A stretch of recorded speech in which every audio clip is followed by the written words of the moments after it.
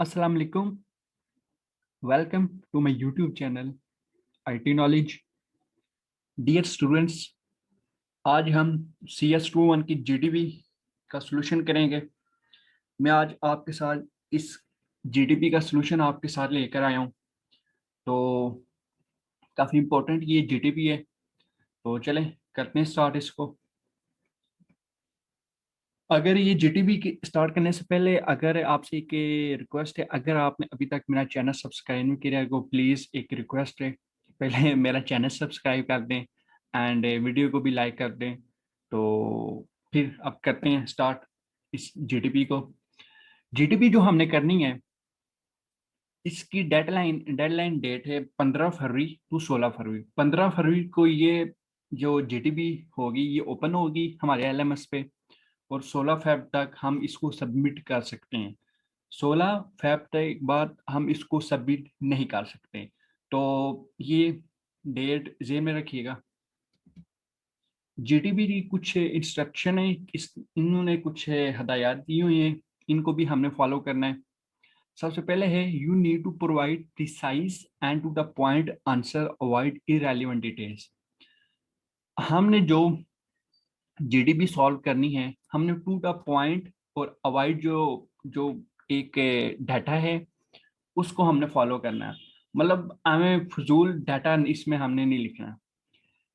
Second point है material that is copied from the internet and another student will get 0 marks. हमने किसी दूसरे student की copy भी नहीं करनी और ना ही किसी इंटरनेट से हमने डाउनलोड करनी है। तो कीप इन माइंड, मैं आपको यहाँ पर इसका जस्ट एक आइडिया दे रहा हूँ। जो मैं आपको सोल्यूशन इसका दूंगा, मैं आपको इसका एक आइडिया दूंगा। उसके बाद आगे इसको अपनी वर्डिंग में करना आपकी रिस्पॉन्सिबिलिटी है। मैं जस्ट इस जीडीपी में आपको जस्ट एक सिंपल से एक आइडिया दूंगा। थर्ड पॉइंट है you can not participate in the discussion after due date. जो ड्यू डेट होगी 16 फेब के बाद हम ये जीडीपी को सबमिट नहीं कर सकते। लास्ट पॉइंट भी यही है that GDP will open and close and specific date and time. Please note that no grace day or extra time will be given for posting comments on GTP। मतलब जो इसकी due date होगी उसी date के मुताबिक हमने इसको submit कर देना है। तो इसकी स्टेटमेंट देख लेते हैं जीटीपी की क्या है।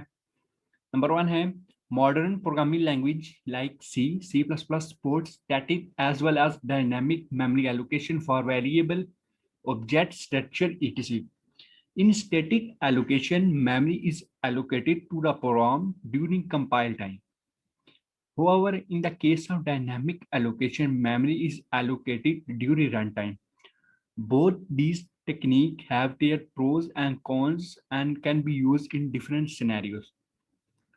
इसका शॉर्ट सा मतलब ये है, मॉडर्न जो प्रोग्रामिंग लैंग्वेज है C और C++, इसमें अंदर हम वेरिएबल्स, ऑब्जेक्ट, स्ट्रक्चर को यूज करते हैं। और इसी तरह हमने जो मेमोरी एलोकेट करते हैं वेरिएबल्स में, ऑब्जेक्ट्स में, स्ट्रक्चर में, वो दो टाइप्स की तरीके से हम मेमोरी एलोकेट करते हैं। नंबर वन स्टैटिक और दूसरी है dynamic memory allocation. Static memory allocation में हम जो डाटा एंटर करते हैं वो कंपाइल टाइम में करते हैं।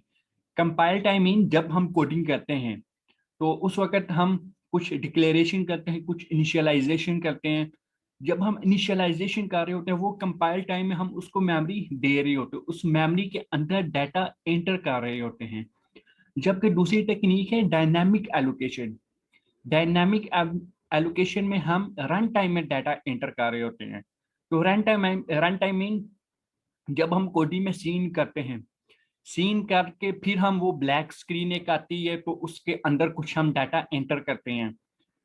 सीन के जरिए हम वो डाटा एंटर करते हैं। वो मतलब जब वो ब्लैक स्क्रीन आती है, एक रन टाइम स्क्रीन आती है, जब हम उस वक्त उसमें डाटा एंटर कर रहे होते हैं उसको हम रन टाइम कहते हैं। रन टाइम के वक्त हम मेमोरी को डाटा दे रहे होते हैं।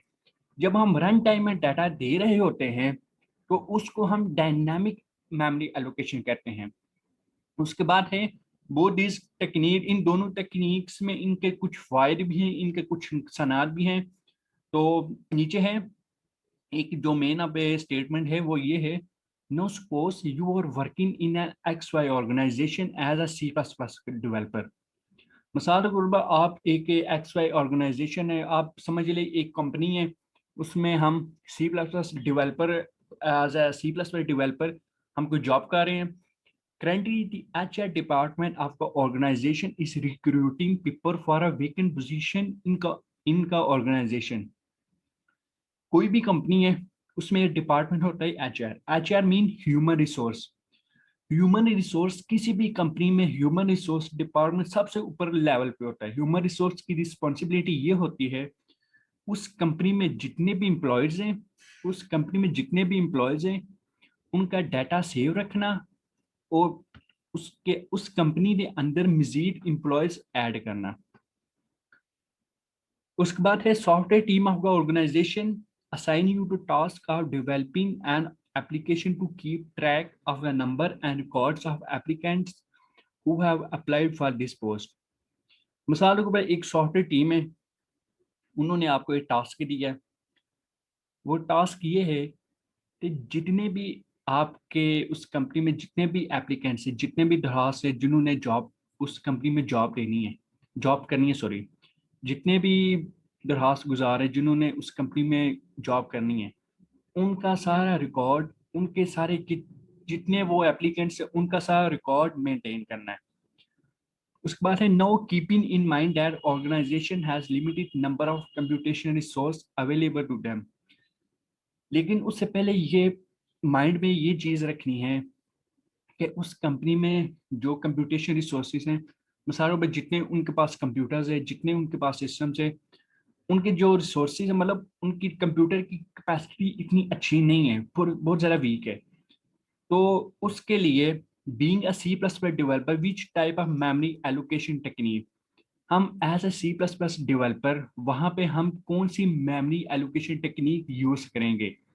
हमारे पास दो टेक्निक है, स्टैटिक और डायनामिक.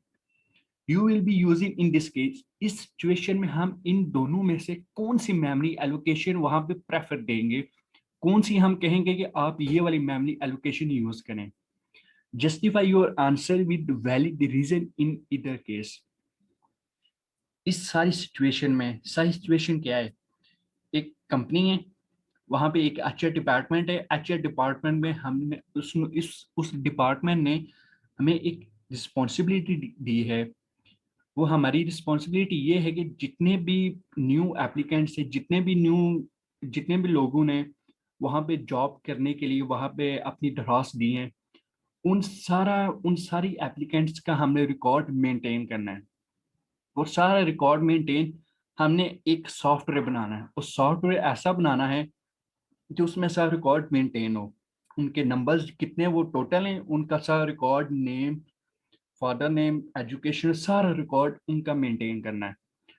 और ये हमने एज C++ डेवलपर काम करना है. और हमने ये आहार पे ये रीजन निकालनी है कि उनमें से कौन सी सबसे बेस्ट मेमोरी एलोकेशन है, स्टैटिक है या डायनामिक. बस ये दो सिचुएशन है, दो पॉइंट्स, स्टैटिक और डायनामिक. अब हम देखेंगे कि स्टैटिक और डायनामिक मेमोरी एलोकेशन होती क्या है डिटेल में. अब हम इसको करेंगे. ओके, यहाँ पर है difference between static and dynamic memory allocation. यहाँ पर हम स्टैटिक और डायनामिक मेमोरी एलोकेशन को, इनके दरमियान जो डिफरेंस है वो देख लेते हैं. सबसे पहले करते हैं static memory allocation. In static memory allocation, we allocate the memory at a compile time. This is a permanent memory allocation. In this situation, we cannot increase memory space when we allocate it. Static memory allocation में memory हम compile time में उसके अंदर data enter करते हैं. ये एक permanent memory है, मतलब इसके जब हम स्टैटिक मेमोरी से हम अपनी मेमोरी उसको दे दें, उसके बाद हम चेंज नहीं कर सकते. In this situation we can not increase memory. इस तरह हम जो भी हम डाटा एंटर करेंगे उसको हम इंक्रीज नहीं कर सकते. तो इस तरह अगर हम उसको इंक्रीज नहीं कर सकते, उसमें मेमोरी जितनी भी होगी वो एलोकेट हो जाएगी. मिसाल के तौर पर अगर कोई एक एक एक दिन आता है, तो उस दिन में हमारे पास 10 से 15 कोई आ जाते हैं, मतलब दरखास्त देते हैं कि हमने इस कंपनी में जॉब करनी है. हमने एक ऐसा सॉफ्टवेयर बनाना है, जो भी वहां पे डेवलपर्स होंगे, जो न्यू आए एप्लीकेंट्स, उनके अंदर वो रिकॉर्ड मेंटेन करते जाएं और मेमोरी भी हमारी सेफ रहे, मेमोरी हमारी लॉस ना हो। तो उसके बाद है डायनामिक मेमोरी एलोकेशन देख लेते हैं। In dynamic memory allocation we allocate the memory at a run time. We can change the data at a memory in runtime program, so we can increase and delete the data memory in runtime program. इस dynamic memory allocation में हम memory को allocate करते हैं run time में। We can change the data at a memory in runtime, so we can increase and decrease. So इस तरह हम जब हम मेमोरी को रन टाइम में मेमोरी को डाटा इंटर करते जाएंगे, हम इसको चेंज भी कर सकते हैं और इंक्रीज भी कर सकते हैं। देखिए, एक किसी डेज पे अगर कोई आ जाता है, कोई 15-16 एप्लीकेंट्स आ जाते हैं, हमने इस कंपनी में जॉब करनी है। एक एप्लीकेंट्स आया, उसका डाटा एंटर किया, वो रिकॉर्ड हो गया, फिर दूसरा आया, फिर उसका रिकॉर्ड हो गया।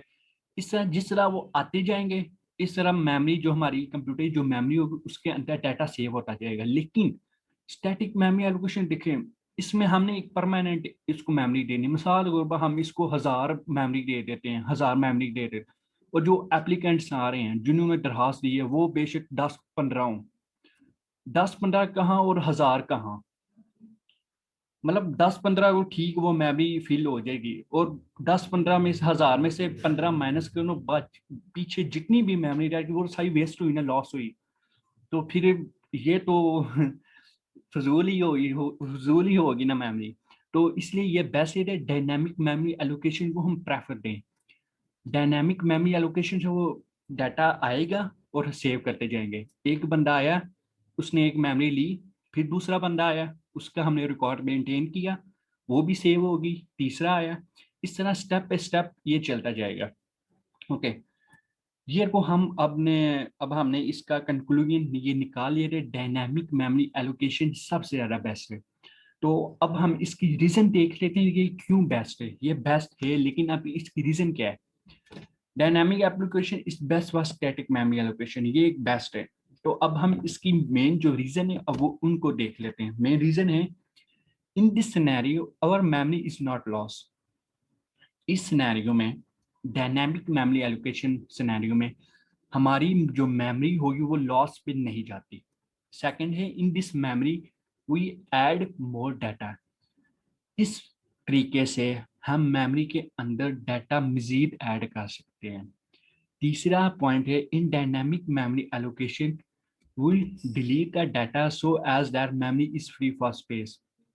मेमोरी एलोकेशन में हम डाटा को डिलीट भी कर सकते हैं। मिसाल पर कोई ज़्यादा स्टूडेंट्स आ गए हैं, सॉरी, अगर कोई ज़्यादा एप्लीकेंट्स आ गए हैं, अगर उनमें से किसी रिकॉर्ड को डिलीट करना है, किसी में एक रिकॉर्ड को डिलीट करना है, हम डिलीट भी कर सकते हैं। और इस तरह वो जो मेमोरी होगी, वो जिस मेमोरी में वो डिलीट जो डाटा होगा वो सेव हुआ हो था पहले, वो भी मेमोरी में, वो जो मेमोरी वो उसमें से जो स्पेस होगी वो भी डिलीट हो जाएगी।